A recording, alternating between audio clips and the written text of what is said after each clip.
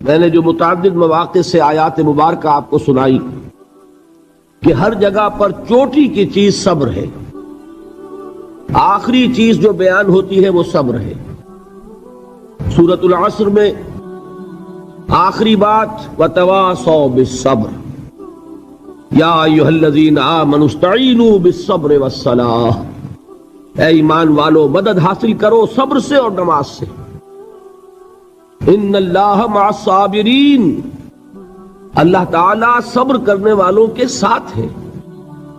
اور پھر آگے چل کر وبشر الصابرین الذین اذا اصابتهم مصیبۃ قالوا انا للہ وانا الیہ راجعون، اے نبی بشارت دیجئے، خوشخبری دیجئے ان صبر کرنے والوں کو کہ جن پر جب بھی کوئی تکلیف یا مصیبت نازل ہوتی ہے تو کہتے ہیں کہ ہم اللہ ہی کے ہیں اور اللہ ہی کی طرف ہمیں لوٹ جانا ہے۔ صبر کا مفہوم ہے اپنے آپ کو تھامنا، روکنا، برداشت کرنا، تحمل کرنا، اور جو بھی اپنا ایک طے شدہ مقصد ہے کسی بھی مخالفت سے بددل ہوئے بغیر، کسی بھی تکلیف یا مصیبت سے ہراساں ہوئے بغیر اس کی طرف پیش قدمی کیے چلے جانا۔ بڑی سخت سردی پڑ رہی ہے، فجر کا وقت ہے، گرم پانی کا اہتمام نہیں ہے، اب اس وقت فجر کی نماز کے لیے اٹھنا، ٹھنڈا پانی اگر ہے تو وضو تو کرنا ہوگا، اس ٹھنڈے پانی سے وضو کرنا، اس وقت لحاف سے نکلنا ہی بہت مشکل، ٹھنڈے پانی سے وضو کرنا اور مصیبت۔ یہ جب تک انسان میں صبر کا مادہ نہ ہوگا ممکن ہی نہیں۔ اس کو کہیں گے صبر علی الطاعہ، اطاعت پر صبر کرنا۔ ناگواری محسوس ہو رہی ہے لیکن اس ناگواری کو برداشت کرتے ہوئے انسان اللہ کے حکم کے اوپر جمع رہے، اللہ کے حکم پر عمل کرے۔ یہ کیا ہے؟ یہ صبر ہے۔ اگر یہ صبر نہیں ہے تو ظاہر بات ہے کہ انسان اللہ کے اس حکم پر عمل نہیں کر سکے گا۔ صبر کا مادہ نہیں ہوگا تو آپ کام نہیں کر سکیں گے۔ اور اسی کا ایک دوسرا رخ ہے، جب آپ دعوت حق کے لیے کھڑے ہوں گے پہلا قدم کیا آتا ہے؟ استہزاء، تمسخر، مذاق اڑانا، جس کی میں مثال اب دینا چاہتا ہوں محمد الرسول اللہ صلی اللہ علیہ وسلم کی شخصیت سے۔ دیکھیے ہم کیا اور ہماری بساط کیا، ہم کیا مبلغ ہوں گے، کیا داعی ہوں گے، ہمارے اپنے دامن پر داغ ہوتے ہیں، لیکن یہ کہ محمد الرسول اللہ کے دامن پر کوئی داغ تھا؟ ان کو تو سارے مکے والے الصادق الامین کہتے تھے، نہایت محبوب شخصیت تھے، ان کے لیے تو جا صادق، جا الامین، یہ الفاظ سننے میں آتے تھے، آنکھوں کا تارا۔ لیکن جب آپ نے دعوت اب شروع کی، اب قرآن مجید میں دیکھیے کسی نے کہا مجنون ہو گئے، دماغ خراب ہو گیا، پاگل ہو گئے، اجی شاعر ہیں، کچھ شعر جوڑ لیتے ہیں ہم پر دھوس جماتے ہیں۔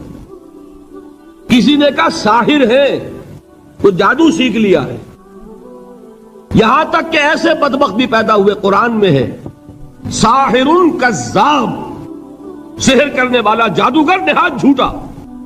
یہ الفاظ کہے جا رہے ہیں کس کی شان میں؟ محمد الرسول اللہ صلی اللہ علیہ وسلم۔ قرآن میں نقل کیا گیا یا ایھا الذی نزل علیہ الذکر انک لمجنون۔ کبھی آپ نے اس کا ترجمہ سوچا؟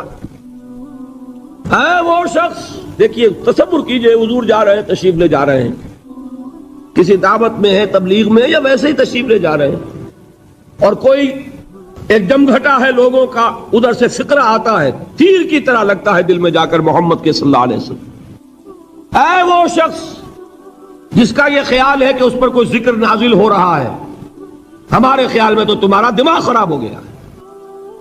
یا ایھا الذی نزل علیہ الذکر انک لمجنون، کہا کہ نہیں کہا؟ اور یہ نہ سمجھیے کہ حضور صلی اللہ علیہ وسلم کے قلب مبارک کو تکلیف نہیں ہوتی تھی۔ میں قرآن سے ثابت کروں گا، میں کہیں کوئی کہانیاں بیان نہیں کرنا چاہتا۔ قرآن نے کہا ہے وَلَقَدْ نَعْلَمُ أَنَّكَ يَضِيقُ صَدْرُكَ بِمَا يَقُولُونَ، اے نبی ہمیں خوب معلوم ہے صلی اللہ علیہ وسلم کہ جو کچھ یہ لوگ کہہ رہے ہیں اس سے آپ کا سینہ بھجتا ہے، یہ جو گھٹن ہوتی ہے، صدمہ ہوتا ہے. انکا یضیق صدرک بما یقولون، ہمیں خوب معلوم ہے کہ جو کچھ یہ باتیں آپ کو سننی پڑ رہی ہیں، یہ کڑوی کسیلی باتیں، یہ جو فقرے چست ہو رہے ہیں، استہزاء ہو رہا ہے، تمسخر ہو رہا ہے. سورہ حجر میں ہے، ایک جگہ کھڑے ہوئے لوگ قرآن کا مذاق اڑا رہے ہیں. بھائی فلاں آیت تم لے جانا، فلاں آیت میری ہوگی، اس کے ٹکڑے کر رہے ہیں، اس کے ٹکڑے حصے بکھرے کر کے قیمہ بنا کر ان آیات کا تمسخر اڑا رہے ہیں. ایک جگہ قرآن مجید میں مذکور ہے کہ فرشتوں کا مذاق اڑ رہا ہے. بھائی یہ دیکھو، محمد نے کہا ہے صلی اللہ علیہ وسلم کہ جہنم پر تو کل 19 فرشتے ہیں، علیہا 19 قرآن میں آیت نازل ہوئی. ایک پہلوان کہتا بھائی 10 کو تو میں سنبھال لوں گا، باقی 9 کا تم انتظار کر لو. یہ باتیں آ رہی ہیں حضور کے کانوں میں. کلام الہی کے ساتھ کیا سلوک ہو رہا ہے، مجھ پر کیا فقرے چست کیے جا رہے ہیں، مجھ پر جس طریقے سے استہزاء اور تمسخر کا رویہ اختیار کیا گیا ہے. دل بھج رہا ہے، دل میں صدمہ ہے. دیکھیے سورہ نون ہے، اور میرے نزدیک یہ دوسری وحی ہے جو حضور پر نازل ہوئی ہے، اس کی ابتدائی آیات. نون والقلم وما یسطرون ما انت بنعمت ربک بمجنون وَإِنَّ لَكَ لَأَجْرًا غَيْرَ مَمْنُونٍ وَإِنَّكَ لَعَلَىٰ خُلُقٍ عَظِيمٍ فَسَتُبْصِرُ وَيُبْصِرُونَ بِأَيِّكُمُ الْمَفْتُونُ إِنَّ رَبَّكَ هُوَ يَعْلَمُ بِمَنْ ضَلَّ عَنْ سَبِيلِهِ وَهُوَ أَعْلَمُ بِالْمُهْتَدِينَ. نون، قسم ہے قلم کی اور جو کچھ یہ لکھتے ہیں. اے نبی آپ اپنے رب کی نعمت سے مجنون نہیں ہیں. یہ کیوں کہا جا رہا ہے؟ حضور کو جو صدمہ پہنچا ہے وہی نازل ہوئی ہے دل جوئی کے لیے، تسلی کے لیے. آپ کیوں برا منا رہے ہیں؟ اے نبی آپ کیوں صدمہ اور رنج اور اندوہ محسوس کر رہے ہیں؟ ان بدبختوں کے کہنے سے کوئی آپ مجنون ہو جائیں گے؟ مانتا بے نعمت ربک بمجنون وَإِنَّ لَكَ لَأَجْرًا غَيْرَ مَمْنُونٍ. آپ کو جو یہ صبر کرنا پڑ رہا ہے، آپ کو جو یہ جھیلنا پڑ رہا ہے، اس کی وجہ سے آپ کو وہ اجر ملے گا جس کا سلسلہ کبھی منقطع نہیں ہوگا. وَإِنَّكَ لَعَلَىٰ خُلُقٍ عَظِيمٍ، اور اے نبی آپ تو خلق عظیم کے حامل ہیں. آپ کا اخلاق، آپ کا کردار، آپ کی سیرت، آپ کی شخصیت میں طہارت، نفاست، پاکیزگی، آج تک دنیا نے کوئی پاگل، کوئی مجنون ایسا بھی دیکھا؟ یہ ساری باتیں اللہ تعالیٰ حضور کی دلجوئی کے لیے فرما رہے ہیں. اس سے آپ اندازہ کیجئے کہ کتنا صدمہ ہوتا ہوگا. یہی ہے، اس ساری چیز کو جمع کیجئے تو یہ چیز کیا ہے؟ وَاصْبِرْ عَلَىٰ مَا يَقُولُونَ وَاهْجُرْهُمْ هَجْرًا جَمِيلًا. صبر کرو اے نبی، صبر کرو اے محمد صلی اللہ علیہ وسلم، جھیلو اور برداشت کرو اس پر جو یہ کہہ رہے ہیں. یریدون لیطفئوا نور اللہ بافواہہم، یہ چاہتے ہیں کہ اللہ کے نور کو اپنے منہ سے بجھا دیں، پھونکے مار کے ہی بس.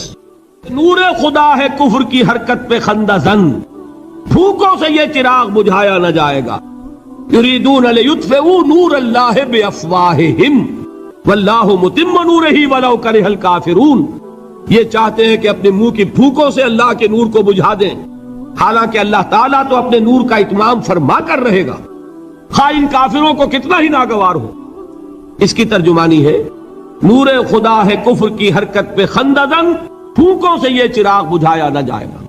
یہی وجہ ہے دیکھیے مکی صورتوں میں خود نبی اکرم صلی اللہ علیہ وسلم کو اتنے مختلف پیرایوں میں صبر کا حکم دیا گیا. کچھ مثالیں میں دے چکا ہوں. وَلِرَبِّكَ فَاصْبِرْ، اسی طریقے سے وَاصْبِرْ كَمَا صَبَرَ أُولُو الْعَزْمِ مِنَ الرُّسُلِ، اے نبی صبر کیجئے جیسے کہ صبر کیا ہمارے اولو العزم رسولوں نے. وَاصْبِرْ وَمَا صَبْرُكَ إِلَّا بِاللَّهِ، اے نبی صبر کیجئے اور آپ کا صبر تو اللہ ہی کے سہارے ہے. وَاصْبِرْ لِحُكْمِ رَبِّكَ، یہ سورہ نون جس کی ابتدائی آیات میں نے آپ کو سنائی، نون والقلم وما یسطرون ما انت بنعمت ربک بمجنون، اس کا اختتام کیا ہوتا ہے؟ وَاصْبِرْ لِحُكْمِ رَبِّكَ وَلَا تَكُنْ كَصَاحِبِ الْحُوتِ إِذْ نَادَىٰ وَهُوَ مَكْظُومٌ. اے نبی صبر کیجئے اپنے رب کے فیصلے کا، انتظار کیجئے اور اس مچھلی والے کے مانند نہ ہو جائیے۔ مچھلی والا کون؟ حضرت یونس علیہ السلام۔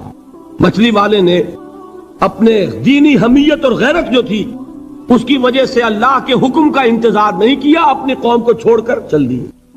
نبی کا، رسول کا یہ معاملہ ہوتا ہے، جیسے کہ آپ کو معلوم ہے کوئی افسر ہے کسی حکومت کا، وہ اپنی پلیس آف ڈیوٹی کو نہیں چھوڑ سکتا، he must stick to his place of duty. بڑے افسرز کے لیے تو یہ بہت بہت اہم بات ہے۔ تو اے رسول، جہاں آپ کو ہم نے تعینات کیا ہے آپ وہاں سے ہل نہیں سکتے کہ ذرا مخالفت ہوئی، لوگوں نے فقرے چست کیے اور آپ کہیں اور چل دیے، دفع ہوئیے، یہ بات نہیں سننا چاہتے میں کسی اور کو سناؤں گا، ہو سکتا ہے نا؟ ہم تو کرتے ہیں نا یہ، اس لیے کہ ہمیں تو اللہ نے کہیں تعینات تو نہیں کیا نا۔ اگر ایک جگہ کے لوگ بات نہیں سنتے، چلو بھائی ہم کہیں اور جائیں گے، وہاں بات سنائیں گے۔ لیکن رسول کا معاملہ ہوتا ہے جو اس کی پلیس آف اپوائنٹمنٹ ہے، he can not leave his place without the express permission of اللہ سبحانہ و تعالی۔ آپ نے یہ سنا ہوگا، سیرت کی تقاریر میں پڑھا ہوگا کہ مدینے کی طرف ہجرت کی اجازت حضور نے تمام صحابہ کو دے دی، خود منتظر رہے جب تک کہ اللہ کی طرف سے اجازت نہیں آ گئی۔ حضرت ابوبکر پوچھتے رہتے تھے حضور اجازت آ گئی کہ نہیں؟ نہیں ابھی نہیں آئی۔ حضور اذن آ گیا؟ نہیں آیا، ابھی نہیں آیا۔ حبشہ کی طرف سب کو بھیج دیا، اجازت دے دی جو جانا چاہے چلا جائے۔ حضور کی صاحبزادی جو حضرت عثمان کے نکاح میں تھی وہ بھی ہجرت کر رہی ہے، لیکن حضور تو نہیں گئے۔ رسول نہیں چھوڑ سکتا اپنی جگہ کو، یہاں تک کہ تمام تقریباً صحابہ چلے گئے، حضور رہ گئے، حضرت ابوبکر رہ گئے، حضرت علی رہ گئے، اور حضرت ابوبکر پوچھ رہے ہیں بار بار اجازت آئی یا نہیں؟ نہیں ابھی نہیں آئی۔ حضرت عائشہ نے واقعہ بیان کیا کہ ایک روز اچانک دوپہر کے وقت ہم نے دیکھا کہ حضور نے اپنے پورے جسم کو ڈھانپا ہوا ہے، چہرے کو بھی کپڑے میں ڈھانکا ہوا ہے اور تشریف لا رہے ہیں۔ یہ اس میں تعجب کی بات یہ کہ عرب میں آج بھی آپ کو معلوم ہے کہ یہ چیز جو ہے ان کی روایات کے خلاف ہے کہ دوپہر کے وقت کوئی کسی سے ملنے جائے۔ یہ وقت جو ہے قیلولے کا ہے، آرام کا ہے۔ تو این ٹھیک دوپہر کے وقت تشریف لائے حضور، آپ نے آ کے حضرت ابوبکر سے فرمایا کہ اجازت آ گئی ہے۔ حضرت ابوبکر نے بہت خوش ہو کر ایک بات کہی، حضور میں نے 2 اونٹنیاں تیار کی ہوئی ہیں۔ یعنی اب آپ وہ تو سوچتے تھے نا شاباش ملے گی کہ میں نے تیاری کی ہوئی ہے، میں نے 2 اونٹنیوں کو خوب کھلا پلا کے فربا کیا ہوا ہے، بڑی توانا ہے تاکہ ہم تیزی کے ساتھ سفر کر سکیں۔ حضور نے توقف کیا، فرمایا ہاں ٹھیک ہے، 1 اونٹنی میں استعمال کروں گا لیکن میں اس کی قیمت ادا کروں گا۔ حضرت ابوبکر کی آنکھوں میں آنسو آ گئے، روتے ہوئے کہا حضور مجھ سے یہ مغایرت، کیا یہ جان اور مال کسی اور کے لیے ہے؟ آپ مجھ سے بھی کہہ رہے ہیں میری اونٹنی جو ہے وہ بھی بلا معاوضہ آپ قبول نہیں فرما رہے۔ یہ ہے محمد الرسول اللہ کی غیرت اور حمیت کا معاملہ۔ اب دیکھیے ایک بات عجیب ہے، یہ ربط اپنے ذہن میں رکھیے، اللہ تو صبر کی تلقین کر رہا ہے اپنے رسول کو، اور رسول یہی تلقین کر رہے ہیں اپنے صحابہ کو، صبر کرو، جھیلو، برداشت کرو، ہاتھ مت اٹھانا، کوئی جوابی کارروائی نہیں ہوگی، بلکہ اپنے اوپر جھیلو جو کچھ جھیلنا ہے، ڈٹے رہو، پیچھے مت ہٹنا، یہ صبر ہے، لیکن ہاتھ اٹھانے کی اجازت نہیں۔ چنانچہ اب ذرا چشم تصور سے دیکھیے، ابو جہل اس نے جو بدترین روش اختیار کی، وہ ایک خاندان تھا حضرت یاسر، ان کی اہلیہ حضرت سمیہ، اور ان کے فرزند حضرت عمار رضی اللہ تعالی عنہم۔ یہ غلام نہیں تھے، حضرت سمیہ تو کنیز تھیں لیکن یاسر غلام نہیں تھے۔ ان کی کہانی یہ ہے، واقعہ یہ ہے کہ یہ بہت نیک آدمی تھے یاسر، یمن کے باشندے۔ انہیں کو خواب میں بشارت ہوئی کہ نبی کا ظہور ہونے والا ہے مکے میں، جاؤ شاید ان کے قدموں تک پہنچ جاؤ۔ یہ یمن سے ترک وطن کر کے مکے آ گئے۔ ابو جہل کا ایک چچا تھا، بہت شریف النفس انسان، اس کے ساتھ معاہدہ کیا حلیف بن کر اور وہ مکے میں رہنے لگے. اس لیے کہ یہ نوٹ کر لیجئے مکہ اس وقت ایک قبیلے کا شہر تھا، صرف قریش. یا قرشی رہ سکتا تھا وہاں یا قرشی کا حلیف، کہ اگر تو کسی قرشی نے آپ کو امان دی ہوئی ہے تو آپ رہ سکتے ہیں مکے میں، ورنہ نہیں. یا تیسرے قرشی کا غلام، غلام تو ملکیت ہی ہے اس کی، جیسے بھیڑ بکری ہے کسی قرشی کی اسی طرح اس کے غلام ہے. یہ 3 کیٹیگریز تھی انسانوں کی مکے میں. اسی کو نوٹ کیجئے کہ جو بیچارے غلام تھے وہ سب سے زیادہ ستائے گئے، اس لیے کہ غلاموں کے تو حقوق ہی کوئی نہیں تھے. بلال غلام تھے، ابو فقی غلام تھے، زنیرہ ایک کنیز تھی. ان کو جو ماریں پڑی ہیں اس کا آپ کو معلوم ہے. حضرت بلال کے ساتھ جو کچھ امیہ ابن خلف نے کیا، کہ جس طریقے سے کہ حیوانوں کی لاشیں جو ہے کھینچ کر گھسیٹ کر لے جائی جاتی ہیں، ان کی گردن میں رسی ڈال کر گھسیٹتے، اسی طریقے سے حضرت بلال کے گردن میں رسی ڈال کر ٹھیک دوپہر کے وقت مکے کی سنگلاخ گلیوں کے اندر گھسیٹا جاتا تھا. نیچے زمین جل رہی ہے توے کی طرح، اور ویسا بھی ہوتا تھا کہ چت لٹا دیا، اوپر سے وہ آگ مکے کا کہ سورج جو ہے ذرا نوٹ کیجئے، آگ برسا رہا، نیچے زمین توے کی طرح جل رہی ہے. اور ایک بھاری سل بھی لا کر جو ہے سر پر رکھ دی، چھاتی پر رکھ دی گئی ہے کہ آواز نہیں نکل رہی، جھاگ نکل رہے منہ سے.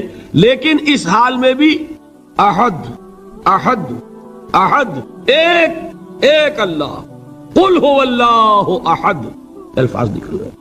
یہ ہے وہ صبر، صبر علی الابتلاء، صبر علی الایذاء. یہ ابتلاء اور ایذاء پر صبر ہے. جھیلو، برداشت کرو، اس توحید پر قائم رہو، محمد کی رسالت کے اقرار کرتے رہو صلی اللہ علیہ وسلم، لیکن ہاتھ نہیں اٹھانا. اب میں آپ کو بتا رہا تھا یہ تو غلام تھے، یہ جو تھے یاسر یہ حلیف تھے، غلام تو نہیں تھے نا. البتہ وہ ابو جہل کے چچا کی کنیز تھی یہ سمیہ، انہوں نے اجازت لے کر ان سے نکاح کر لیا.